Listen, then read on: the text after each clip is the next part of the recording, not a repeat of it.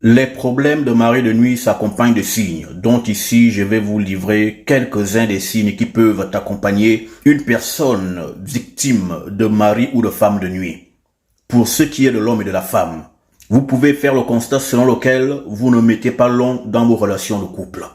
Ou que, à peine que vous avez commencé une relation de couple, votre partenaire commence à vous dégoûter. Vous commencez à ne plus l'aimer, à vouloir vous en débarrasser pour passer à autre chose. Pour ce qui est de l'homme, vous pourrez par exemple être un homme non attachant. Après que vous avez couché, aussitôt voulez-vous vous en libérer pour passer à autre chose. Pour ce qui est des femmes, lorsqu'on affecte à une femme un esprit de nuit, on les vous affecte à votre naissance. Très souvent, on donne à ces femmes-là un esprit d'homme, un esprit de domination, un esprit autoritaire. C'est elle qui veut commander, c'est elle qui veut diriger, c'est elle qui veut avoir le dernier mot. Voici un des signes qui peuvent accompagner une femme qui a un mari de nuit. Car lorsque une femme a un esprit autoritaire, en fait, c'est son vrai mari mystique qui parle au travers d'elle pour faire fuir celui qui est en face de lui et qui serait en couple avec cette dernière. Lorsqu'on affecte un mari de nuit à une femme, c'est très souvent elle qui épousaille les hommes. C'est-à-dire que c'est souvent elle qui épouse les hommes. Dans notre tradition, c'est la femme qui va en mariage. C'est elle qui est dotée. C'est elle qui va vivre chez l'homme. Mais une femme de notre tradition qui a un mari de nuit, souvent c'est elle qui hébergera chez elle, dans sa famille, les hommes qui partageront son intimité.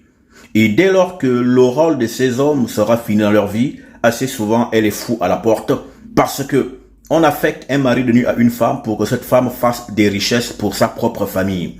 Ce sont des femmes à qui on a interdit le mariage. Elles ne doivent que venir avec les richesses du dehors pour enrichir la famille. Parce qu'elles ont été préparées et travaillées depuis avant même leur naissance.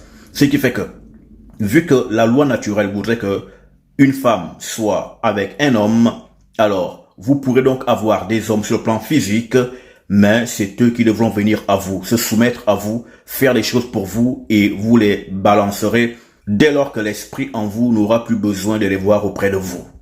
Les questions de mari et de femme de nuit marchent aussi avec la stérilité, parce que les esprits de nuit vivent dans les parties sexuelles. Le mari de nuit vit dans les eaux vaginales, et la femme de nuit vit dans les eaux testiculaires. Et ces esprits parfois peuvent manger vos cellules reproductrices. C'est pourquoi souvent, une personne victime de mari ou de femme de nuit est accompagnée, la plupart du temps, de stérilité primaire ou secondaire. Comment se libère-t-on de ce type de phénomène? On se libère de ce type de phénomène par des travaux spirituels approfondis, de désenvoûtement, car il s'agit d'un envoûtement, de désensorcellement, car il s'agit là de sorcellerie. Mais chaque envoûtement est spécifique, c'est pourquoi il n'y a pas de formule bateau. Il faudrait d'abord que vous soyez ausculté afin que l'on détermine ce qui vous sied pour être libéré de ces forces du bas astral qui vous empêchent d'avoir une vie sociale et maritale épanouie.